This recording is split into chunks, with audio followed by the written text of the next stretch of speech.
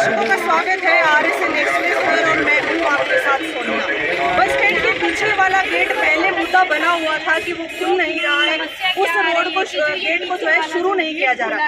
अभी फिलहाल जो मुद्दा बन चुका है कि वो गेट खुलने के बाद कितनी ज्यादा जो है लोगों को और बस ड्राइवर्स को सुविधा दे रहा है, उसी के चलते अभी हमारे साथ सर मौजूद है, इनसे भी बात करेंगे।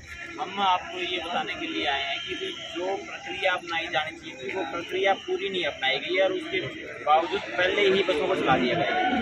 किलोमीटर कितने एक्स्ट्रा कौन से उनके चलने चाहिए थे उसका कोई हिसाब नहीं किया गया है, ना उनका रेट तय किया गया है। यात्रियों को सुविधा होगी नहीं होगी, जो मेन मकसद था पीछे का गेट खोलने का वो था ट्रैफिक कंट्रोल करने के लिए।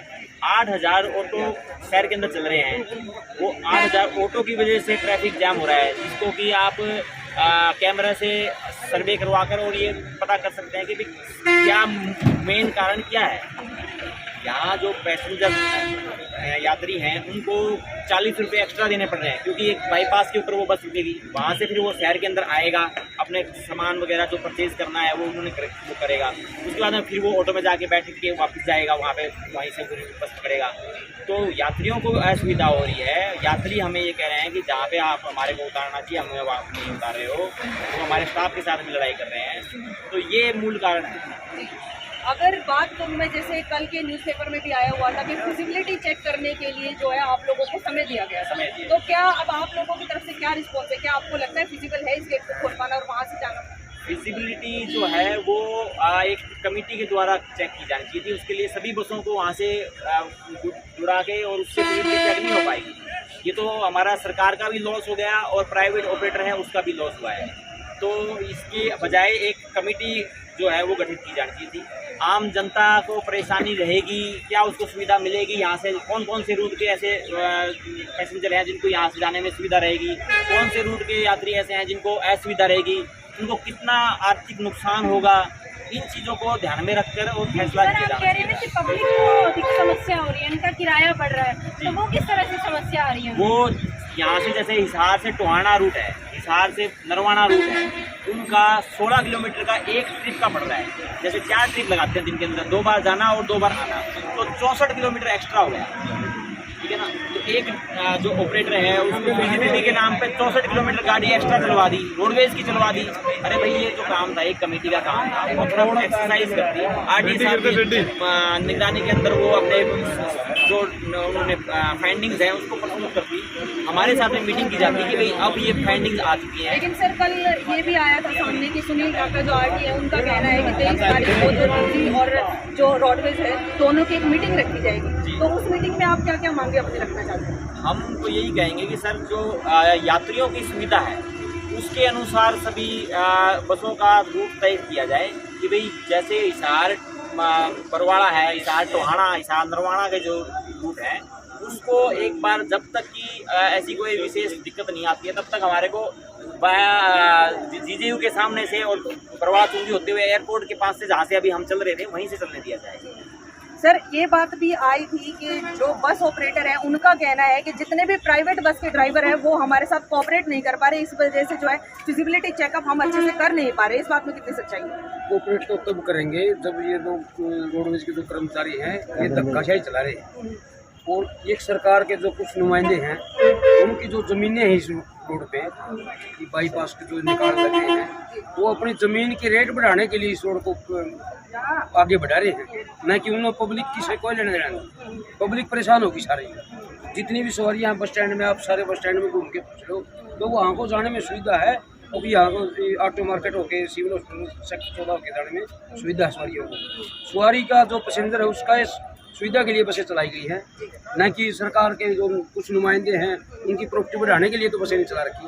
वो सोचते हैं कि अपनी जो उनकी ज़मीनें वहाँ पड़ी है उनके रेट 10 गुना 20 गुना हो जाए, इसलिए हम वहाँ को अपना ये रोड निकाल के और उसको अपना पर्सनल फायदे के लिए ये काम करने लगे। कल DC को ज्ञापन भी सौंपने गए थे आप लोग, क्या रहा? RD साहब के पास गए थे, DC मैडम के पास में तो हम इस विषय के बारे में अभी नहीं गए हैं। उससे पहले दूसरा विषय था जो कि छात्र छात्राओं की समस्या थी। छात्र छात्राओं की बसों की जो दिक्कत थी क्या है कि उनके लिए यहाँ बस स्टैंड से लेके संस्थान तक महिलाओं ये गुलाबी बसें दी हुई है सरकार ने, लेकिन उसका प्रयोग नहीं किया जा रहा, उसको रूट पे चलाया जा रहा है। ठीक है, छात्र छात्राओं को गांव से लाने के लिए वो बसें दी गई थी, टैक्स फ्री बसें हैं वो, तो उसके लिए हम ज्ञापन देने के लिए गए थे कि इनका जो समाधान है वो बस स्टैंड से लेके शिक्षण संस्थान जाओ, जैसे पॉलिटेक्निक, ITI, गवर्नमेंट कॉलेज, महिला महाविद्यालय, वहाँ तक आने जाने के लिए किया जाना चाहिए था। तो अभी क्या चाहते हैं आप सभी लोग?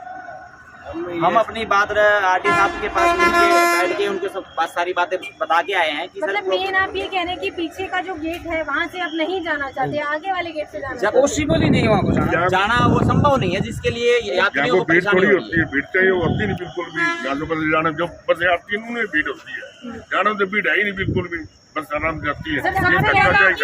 जाते समय यहाँ से भेज दिया जाए, वापसी में वहाँ से वापसी सरकार के जैसे जो जाते तो यहाँ जाने सवारी है मिलते सारे तलवंडी राणा के लिए नहीं, पूरे रूट के लिए, के लिए अभी हर बसों बरवाड़ा से या बुलाना से कहीं से कोई पैसेंजर आया, उसने जाना है सिविल हॉस्पिटल, तो कहाँ जाएगा वो? उसे जाना है बड़ौदा, तो यहाँ बस स्टैंड में उतर के फिर उसको ऑटो लेना पड़ेगा, ऑटो का एक्स्ट्रा खर्चा पड़ गया, आधा घंटा उसको ज़्यादा लग गया। अगर कोई मरीज है उसको दवाई लेनी है और वो उधर को आने की बजाय हम उसको उधर से लेके आएंगे, आधा घंटा समय बर्बाद हो गया। अभी आप बसेस चलाएंगे या नहीं चलाएंगे? हम तो अंदर से चलाएंगे बिल्कुल।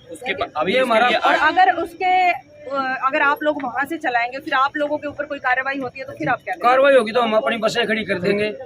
हम ये नहीं चाहेंगे कि हमारी बसें वहाँ से चलेंगी। बिल्कुल फाइनल है कि यहीं से फाइनल हमारा सभी सवारियाँ फाइनल है, क्योंकि पीछे से जितनी भी सवारियाँ जितनी पैसेंजर हैं उनसे सबसे राय ली जाए, पूछा जाए कि तुम्हें आने में कहाँ से फायदा है। अगर सवारियाँ दिक्कत है, सवारियों को दिक्कत होगी तो फिर वहाँ बस चलाने का फायदा क्या है? ये बात हमारी। और हम तो अपनी बसों को चलाएंगे, संचालन बंद कर देंगे, लेकिन चलाएंगे तो इधर से चलाएंगे। हैंड टू माउथ है, जनता बेचारी क्या करे। एक मजदूर है, आप सोचिए, जो गांव से शहर में मजदूरी करने आया और उसको कम से कम 50 रुपए ज्यादा देने पड़े तो क्या करेगा? कौन सोचेगा उस मजदूर की? और आप सोचिए बसों को प्रयोग कौन कर रहा है? आम आदमी जो अपने व्हीकल नहीं जुटा पाता, और वो आम आदमी जब सरकारी बस में उसको महंगा पड़े तो फिर वो क्या करेगा? उसकी तो रोजी रोटी के लाले पड़ जाएंगे। तो देखिए, अरे हमारे यहाँ इंसानियत भी इतनी मर चुकी है, ये दुकानदार, इनकी रोजी रोटी कहाँ से चलती है? बाहर के लोग इनसे आके खरीदारी करते हैं, इनका सामान लेते हैं, तब इनका ये पैसा कमाते हैं, और उन लोगों को ये परेशान करना चाहते हैं। इंसानियत भी मर चुकी है। ये इस दौर में, ऐसे दौर में अगर जनता जागृत नहीं हुई तो बहुत बुरा होगा, बहुत भुगतना पड़ेगा जनता को। मैं चाहता हूँ आप अधिकारियों से पूछिए कि आपकी ड्यूटी क्या है। कोई भी अगर गैर कानूनी अगर घोषणा कोई मुख्यमंत्री या मंत्री करे, उसको यूं ही लागू कर दोगे? इनकी ड्यूटी बनती है, इनको ट्रेनिंग दी जाती है कि उस फैसले को देखें, पड़ताल करें। अगर पब्लिक के खिलाफ है तो अपने उच्च अधिकारियों के संज्ञान में ले आए वो बात, लेकिन इन्होंने अपनी ड्यूटी नहीं कर रहे। यहाँ के मुझे ताज्जुब होता है, HCS और IAS अधिकारी जो यहाँ बैठे हैं, जो सीधे जुड़े हुए इस फैसले से, वो कर क्या रहे हैं? वो नाकाबिल हैं। उन लोगों को अपनी ड्यूटी नहीं करनी आती। तो मेरी आपसे गुजारिश है, इस बात को ज्यादा से ज्यादा लोगों के बीच में फैलाई। धन्यवाद जी। आप यही कह रहे कि जो पीछे वाला जो गेट है वहाँ से नहीं जाने चाहिए, ये रास्ता बिल्कुल सही है जाने के लिए? पीछे वाला गेट नहीं हो सकता किसी भी कारण से। रोडवेज की वर्कशॉप के अंदर से है, इस लिहाज से भी वो सही नहीं है। और दूसरा ये है कि लोगों के लिए तकलीफ दे है। बिल्कुल भी जो गेट चल रहा है, इस गेट की वजह से अगर कोई दिक्कत है तो उसका बाकायदा अध्ययन किया जाना चाहिए, और उन दिक्कतों को दूर करने के बारे में सभी संबंधित पक्षों को बैठा करके कोई समाधान निकालना चाहिए।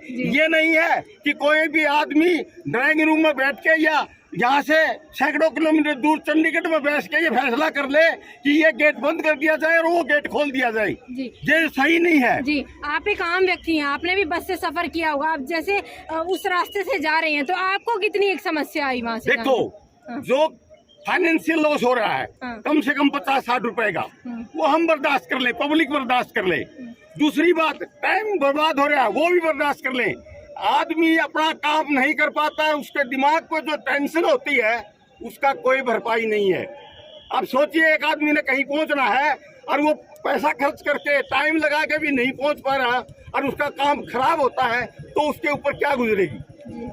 ये हर लिहाज से ये फैसला जो तुगलकी फरमान जिसको हम कहते हैं, मोहम्मद तुगलक ने जो डिसीजन, ये सामने किला है, दिखाइए आप, ये मोहम्मद तुगलक का किला है। ये इस बात की निशानी है कि उस बादशाह ने मूर्खताएं की थी, वही मूर्खताएं आज की जा रही हैं। इन मूर्खताओं, आज जमाना कहाँ चला गया? जमाना ये कहता है कि हर चीज को पब्लिक के इंटरेस्ट को देखते हुए पूरा अध्ययन करके एक अच्छा डिसीजन लिया जाए, लेकिन ये लोग सिर्फ वो तुगलकी फरमान जारी कर रहे हैं, चमड़े का सिक्का चलाना चाहते हैं। इस गेट को खोल करके यहाँ से यातायात अगर शुरू करते हैं तो आप पत्रकार हैं, आपसे भी मेरी विनती है, इस बात को उस नजरिए से, उन सवालों को इन अधिकारियों से पूछो जाके कि आपने किया क्या। पूछिए डिप्टी कमिश्नर हिसार से कि आपकी जिम्मेवारी क्या बनती है। तो ये मैं समझता हूँ कि सब नतमस्तक हो गए तुगलकी फरमान के आगे। धन्यवाद सर। अगर पीछे वाले गेट की मैं बात करूं, ये बात भी सुनने में आई थी कि आप लोगों के परमिट में नहीं है वो वहां से जाना। अगर कल को वहां पर कोई हादसा हो जाता है तो उसका जिम्मेवार कौन होगा? उसको जिम्मेवार भी सरकार ही होगी जी। हमारे परमिट में जो लिखा गया है बस स्टैंड से चल के तलवंडी होके रूट, और वो रूट हो गया सारा बाईपास से। अगर वहाँ पे कोई हादसा, कोई मिस हैपनिंग होगी तो उसका जिम्मेवार इंश्योरेंस कंपनी तो नहीं देगी जी। विदाउट रूट हो गया, हम आउट ऑफ रूट होने के कारण तो उसका ना तो इंश्योरेंस मिलेगा, और वहाँ जाने में ट्रैफिक पुलिस भी हमारा चालान काट रही है। अच्छा हाँ। अच्छा, आप लोगों के चालान भी कटते हैं अगर आप वहाँ से जाते हैं? तो आउट ऑफ रूट के चालान भी कट रहे हैं जी। तो इसलिए हमारा तो एक मानना है, तो उन लोगों को जो सरकारी जो लोग हैं, जो सरकार में बैठे हैं, उनके जो रुपए कमाने का जो चक्कर है ना, वो छोड़ के आम पब्लिक के हित में ये गेट चालू रखा जाए। तो क्या आपने जीएम से बात करने की कोशिश नहीं की इस बारे में? जीएम से नहीं मिले, जीएम तो मिलता ही नहीं यहाँ। अच्छा। हम मिले थे कल, टीआई से मिले थे, उसको दे के गए थे। जीएम कोई बड़ा अधिकारी नहीं है, जीएम तो हम भी हैं। जीएम है जनरल मैनेजर जी, वो मैनेजर हम अपनी बसों के हैं। हम मिले थे आरटीए हिसार से, ठीक है, वो है अथॉरिटी पूरा डिस्ट्रिक्ट की, उन्हीं के अंडर में जीएम है, हम भी उनके अंडर है। जितना भी ट्रांसपोर्ट का साधन है सारा आरटीए हिसार के अंडर है जी। अथॉरिटी उसका काम करती है, अथॉरिटी की उसमें कोई राय नहीं ले रखी। मैं अथॉरिटी से पूछ रखा भाई ये गेट खोल दिया जाए, इससे भरपाई के लोगों की फायदा होगा या नुकसान। अच्छा, आपका कहना है कि आरटीए को इस बारे में कोई इन्फॉर्मेशन ही नहीं है? इन्फॉर्मेशन दिया ही नहीं जी। खुद ने माननीय जो कमल गुप्ता जी मंत्री हैं, उन्होंने आके झंडी दिखा दी भाई ये 52 टाइम चलेंगे यहाँ से। चलो मान के वो जो नजदीक के उसके रूट हैं, चले जाओ उधर रूट के पड़ते वो जी। लेकिन जो लोग इधर के हैं, उगलाना के, टुहाना के, नरवाना के, बट्टू, बुन्ना, जितने भी लोग हैं, सभी लोग परेशान हैं जी जी। जितनी पब्लिक है वो सारी परेशान है। इसलिए कृपा करके हम तो यही कहेंगे, और अगर सरकार फिर भी नहीं मानती तो हम आंदोलन कर सका, इससे बड़ा हमारे में कोई चारा नहीं। जैसे अभी आपने देखा हमारे साथ जो प्राइवेट बसेस हैं उनके ऑनर भी थे साथ में। उनका कहना है कि अगर जो पीछे वाला गेट है वहीं से अगर बसेस चलाई गई तो ये बस नहीं चलाएंगे, ये बस को यहीं पर खड़ा कर देंगे, क्योंकि कहीं ना कहीं जो है इनको बहुत ज़्यादा नुकसान का सामना करना पड़ रहा है। जैसे सबसे पहला मैं बता देती हूँ कि अगर ये इस रूट से जाते हैं, पीछे वाले गेट से जाते हैं, तो 15 से 20 किलोमीटर रूट जो है इनको लंबा पड़ जाता है।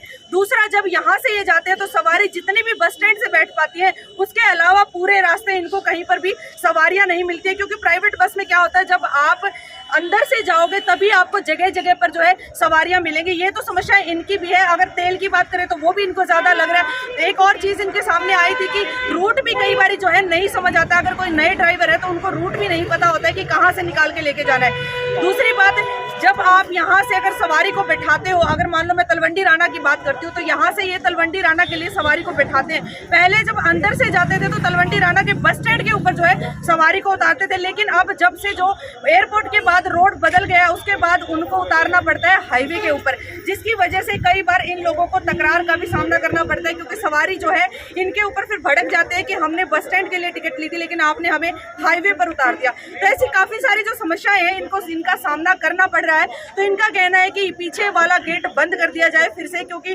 कहीं से भी उस रूट के ऊपर जाना इनके लिए फिजिबल नहीं है। दूसरा, वापस ये चाहते हैं कि अंदर से ही जो है बसेस चलाई जाए, क्योंकि बसेस की वजह से नहीं जो है जाम होता। अगर जाम की बात की जाए तो ज़्यादातर जो रोड पे ऑटो चलते हैं उनकी वजह से यहाँ पर जाम लगता है। तो ऑटोज को कंट्रोल किया जाए, ना कि बसेस के रूट बदल दिए जाए। आप लोगों का क्या कहना है कमेंट बॉक्स में अपनी राय जरूर रखिएगा और वीडियो को ज़्यादा से ज़्यादा शेयर करना मत भूलिएगा। मैं सोनिया किसी और खास अपडेट के साथ आप सबके सामने फिर से हाजिर होंगी। नमस्कार।